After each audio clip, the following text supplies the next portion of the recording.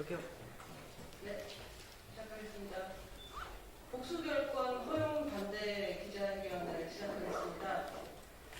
저는 정의당 유호정입니다. 제 발언 후에 김우찬 경제개혁연대 소장 및 고려대 경영대학 교수님, 그리고 박상인 경실련 재벌개혁위원장 및 서울대 행정대학원 교수님, 그리고 전성인 통익대 경제학부 교수님, 한국규 민주노총 부위원장님, 화원 한국노총 상임부위원장님, 김경률 경제민주주의 21 공동대표님 순으로 발언을 해주시겠습니다.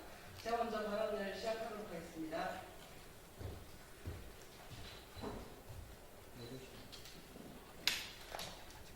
네, 안녕하십니까. 정의당 국회의원 유호정입니다. 현재 국회에는 비상장 벤처기업을 대상으로 1주에 10개 이하의 복수의결권 주식 발행을 허용하는 정부의 벤처기업법 개정안 외에도 복수의결권 부여수의 제한이 없는 의원 개정안이 발의되어 있습니다. 발의된 법안들 모두 벤처기업 창업주의 경영권 보호와 투자 활성화를 위한다는 명목으로 복수의결권 도입을 주장하고 있습니다. 하지만 창업주의 경영권은 현재에도 주주 간 계약을 통해 얼마든지 방어가 가능합니다. 이미 상법에서 독립주식을 통해 무의결권 주식 등을 발행할 수 있기 때문에 충분히 의결권 방어가 가능한 상황에서 굳이 최대 주주에게 1주당 최대 10개 한도의 의결권 수를 보장하는 것이 어떠한 의미가 있는지 의문입니다. 오히려 복수결권 도입은 주주 평등의 원칙에 위배될 뿐만 아니라 현 경영진에 대한 과도한 권한 집중을 발생시킬 수 있어 경영진의 사익 추구 위험이 확대되고 의결권이 희석된 기존 주주나 소수 주주의 권리도 약화될 수 있습니다. 유동자금이 풍부한 현 상황에서도 왜 B2B 중소벤처기업들에 대한 투자가 활성화되지 않고 혁신도 일어나지 않는가에 대한 원인은 복수의결권 제도가 없어서가 아닙니다. 벤처기업 관련 조사에 따르면 벤처기업 창업 후 IPO가 이루어지지 않는 데서 오는 어려움보다는 단가 후려치기 등 대기업의 불공정 거래 행위 및 불공정한 경쟁 시장이 벤처기업의 성장을 가로막는 요인으로 나타났습니다. 벤처기업의 성장을 위해서 필요한 것은 복수의결권 제도가 아니라 재벌 대기업의 경제력 집중 억제 및 기술 탈취 등과 같은 불공정 거래 행위 근절을 위한 제도가 필요합니다. 복수의결권이 가져올 사회경제적 부작용도 제대로 검토하지 않고 벤처 투자 시장도 잘 이해하지 못한 상황에서 비상장 벤처기업을 핑계로 한 정부의 복수의결권 도입이 누구의 이익으로 갈지 분명히 알아야 합니다.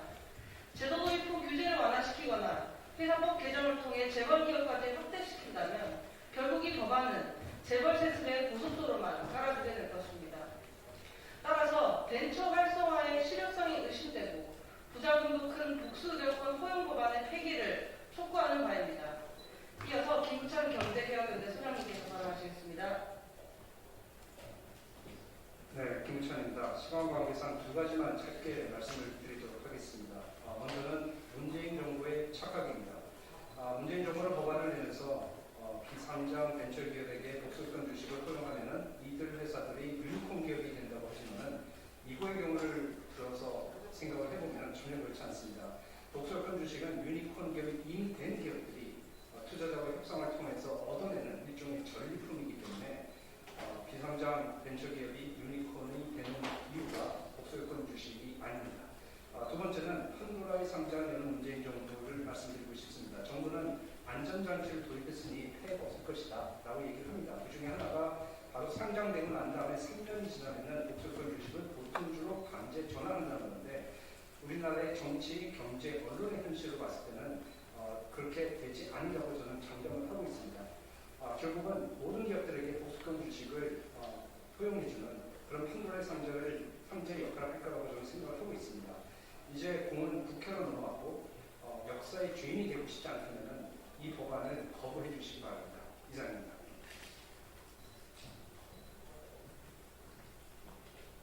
네, 이어서 박상인 경실련 재벌개혁위원장님 발언하시겠습니다. 네, 복수결권 관련해서 사실 저희가 기자회견을 작년 가을부터 시작했습니다. 올 봄에 국회에서 공청회도 있었고요. 공청회 이후에 복수결권 추진의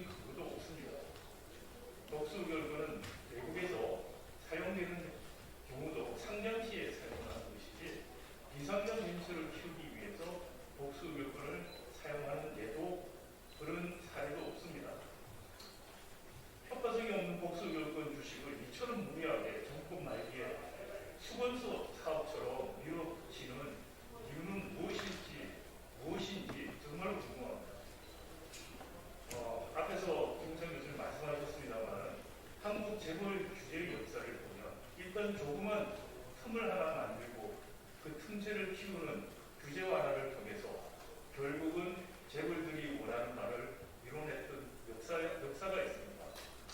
비상장 벤처에 도입한다. 상장한 기업들도 3년만 허용한다. 그러다 상장 이후에 허용을 더 늘린다.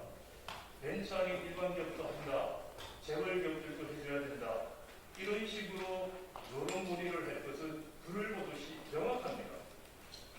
이 법안을 추진하고 있는 민주당 국민의힘 의원들에게 묻겠습니다. 정말 아니라고 자신합니까? 양심의 손을 얹고 이것이 재벌 4대 세습의 고속도로를 닦기 위한 초석을 갖는 작업이 아닌지 양심의 손을 얹고 생각해 봅니다. 이재명 민주당 대통령 후보, 윤석열 국민의힘 후보에게 묻습니다. 복수 결권에 대한 의견을 밝혀주시기 바랍니다. 특히 이재명 후보께서 민주당을 바꾸겠다고 했습니다. 바꾸겠다면 이런 터무니없는 재벌 세습을 위해서 부리는 꼼수, 여와 야가 합의해서 이 중요한 법안이 쟁점 법안도 다루지 않는 이 현실에 대해서 응답하기 바랍니다. 국민의 윤석열 후보 법치를 강조합니다. 법에 의해서 법을 만들어서 꼼수를 만들어줄 것이 민주주의의 법치의 기본 정신이 아니라고 생각합니다. 응답하십시오. 김종인 총괄선대위원장 내정자 경제민주화를 가치로 내세우는 김종인 박사님 응답하십시오. 자신의 견해가 무엇인지 이것을 여야가 이 극한 대립 속에서도 재벌을 위해서라는 담합을 서슴지 않는 이런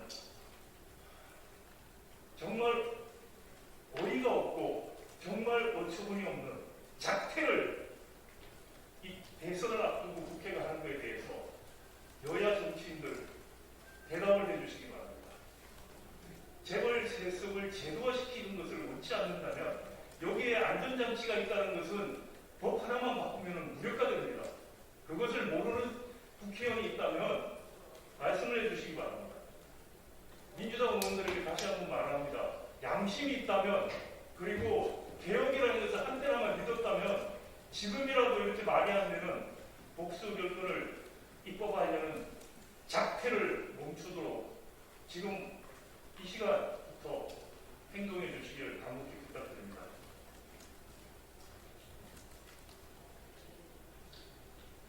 네, 이어서 전성인 홍익대 경제학부 교수님 말씀해 주시겠습니다. 네, 국민 여러분, 코로나19 사태로 오랜만에 소통관에서 인사를 드립니다. 민의의 전당 속에서 민의가 제대로 울려 퍼지지 못했던 지난 1년 반, 2년 동안의 세월이 오늘 뻔합니다. 오늘 시민단체들이 모여서 국민께 처음으로 보하는 소식이 재벌 특혜법 통과를 막아달라는 그런 메시지를 전하게 된 점을 대단히 송구스럽게 생각합니다. 지금 현재 벤처 특별법이라는 허울을 쓰고 나타난 것은 재벌 승계를 위한 발판입니다. 이것은 승계를 눈앞에 둔 구재벌을 위한 특혜입니다.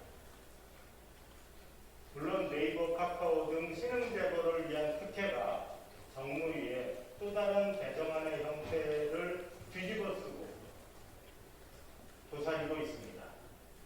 그런데 개혁과 진보의 상징이었던 문재인 정권이 그리고 문재인 정부보다 어떤 의미에서 더 재벌개혁과 서민생활 안정을 위한다는 이재명 캠프가 이 두 법안의 뒤에서 법안을 옹호하고 있다는 이 개탄할 만한 점을 국민 여러분께서 똑바로 직시해 주시기 바랍니다.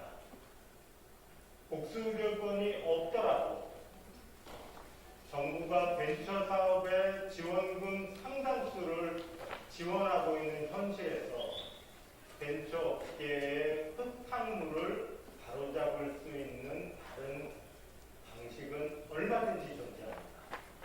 또 역설적으로 복수 의결권이 있더라도 자금을 지원하는 투자자와 자금을 받는 상업자가 서로 협약을 맺어서 경영권의 일부를 제약하는 그런 내용은 방지할 수 없습니다.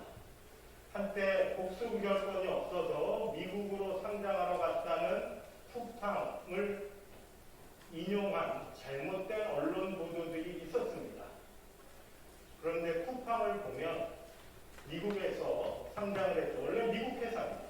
그런데 미국의 복수의결권이 번영이 존재하는데도 쿠팡에 돈을 댔던 손정희 소프트뱅크와 김범수 의장 간에 주주간 협약이 없었다고 어찌 장담하겠습니까? 그러니까 복수의결권을 마치 경영권 독립의 유일한 방패인 것처럼 내세우는 것은 사태의 본질을 호도하는 것이고, 이것을 위해서 전경련이 유튜브 채널까지 운영을 하고 있다는 점을 생각하며 이것이 벤처기업을 위한 전유물이 될 수 없다는 점을 너무나 명확하게 우리가 이해할 수 있습니다. 정권 말기에 은근슬쩍 폭풍 후 흙탕물에 쓰레기 버리듯이 이런 식으로 재벌에게 특혜를 주겠다고 하는 점을 국민들은 좌시하지 않을 것입니다. 그리고 아까 박 교수님께서 말씀하셨듯이 각 대선 캠프는 부재벌에 대한 이 특혜법, 그리고 신재벌에 대한 특혜인 전근법 개정안, 이 두 가지에 대해서 자신의 캠프의 명확한 입장을 밝혀야 할 것입니다. 특히 이재명 캠프 내에 속해 있는 김병욱 의원이 이런 개정안에 이름을 올리고 있다는 점과 관련해서 이재명 캠프는 이 문제를 외면하거나 묵살해서는 안 될 것입니다. 그리고 국회의원들도 자기의 조그마한 기회에 눈이 멀어서 자기의 이익과 이 법안의 통과를 엿바꿔 먹는 그런 근시안적 행태를 보여서는 안 될 것입니다. 저희들은 지금부터 이 법안의 통과를 저지하기 위한 폭력적인 행동에 나설 것입니다. 감사합니다.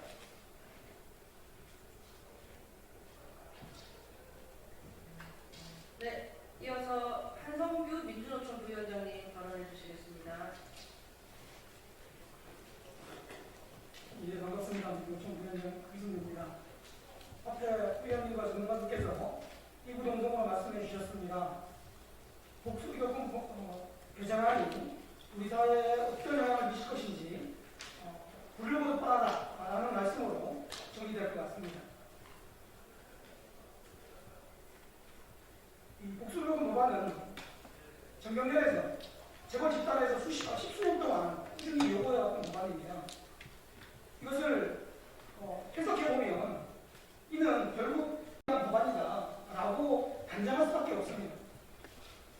문재인 정부 들어서 인터넷 전문 은행 특례법과 기업 주도형 벤처 캐피탈법 등 이런 법들은 금산 분리와 지주회사 제도를 무력화시켰습니다. 그래서 재벌들이 더 많은 돈을 벌 수 있는 구조를 만들어 주었습니다.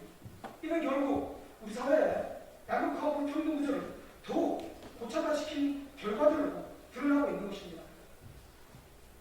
그럼에도 불구하고 재벌 집단은 복수의결권 법안을 통해서 편법으로 자신의 부를 세습하기 위한 자태를 지속하겠다고 하는 것을 그 의도를 명확히 드러냈다고 할 수 있습니다. 문재인 정부는 적백 청산, 수투 성장, 노동존중, 공정, 정의 정말 많은 것들을 쏟아냈습니다. 하지만 그 결과는 국민들이 다 알고 있습니다. 기득권 세력들이 카르텔이 더욱 공고해졌다라고 하는 것으로 드러났습니다. 국민들이 민주당을 다수당으로 만들어준 것은 개혁적 법안으로 우리 사회에 고착화된 양극화와 불평등을 해소하라고 하는 엄중한 국민들의 명령이었습니다. 그럼에도 불구하고 임기를 몇 달 단위로 취하는 문재인 정권은 야권인 복수의료권 보완을 통해서 재벌들에게 또 다른 혜택을 주겠다고 하는 것을 명확히 하고 있습니다. 이념 쪽을 비롯한 시민사회는 이러한 정권의 약태 좌시하지 않겠습니다. 이 정권이 끝나는 날까지 투쟁할 것이고, 또 한편으로 이재명, 윤석열 캠프도 그리고 제3당 대선 후보들도 이에 대한 입장들을 명확하게 밝혀주실 것을 요청드립니다. 이상입니다. 안녕하십니까. 한국총 상임부회장 의원입니다.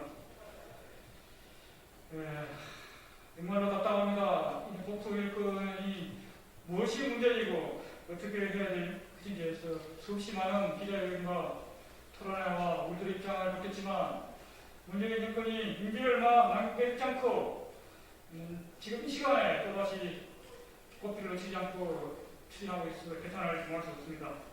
잘 아시겠지만 이 복수의회는 2004년도부터 정년을 통해 이 제도의 도입을 끈질기게 게 주장해온 재벌들을 위한 법안일 뿐입니다.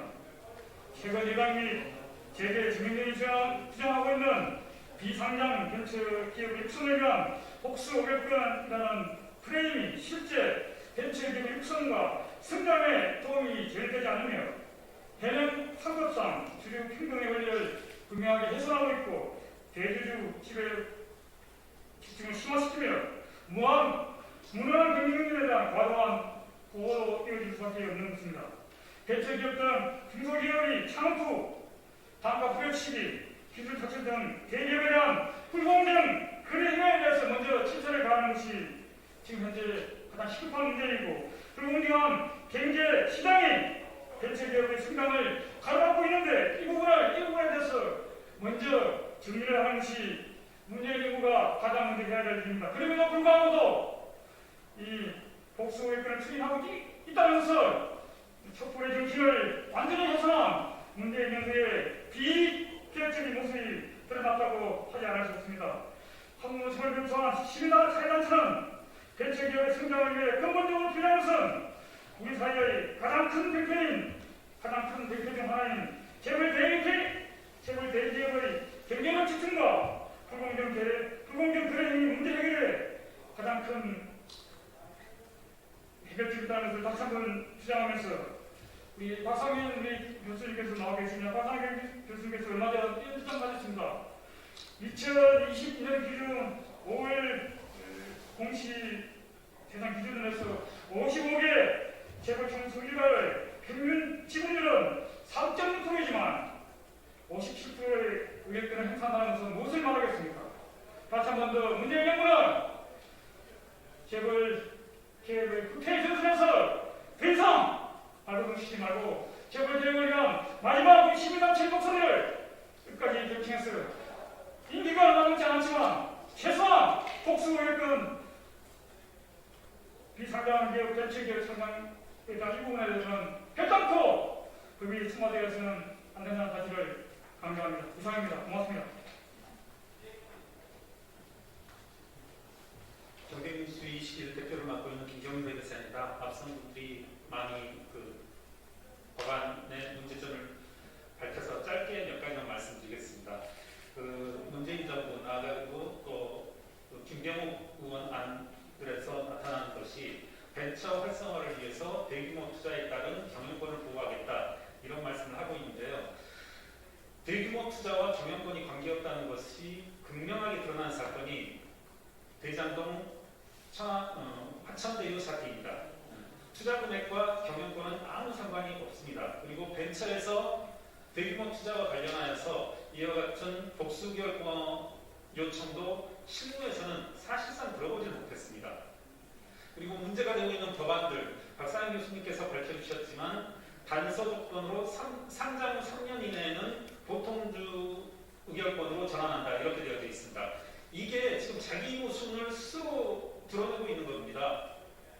3년 이후에 복수결권이 폐지된다면 누구도 그 회사에 투자하지 못할 겁니다. 3년이 지난 시점에서 말 그대로 애초에 입법 취지와는 달리 경영권 분쟁이 일어날 것입니다.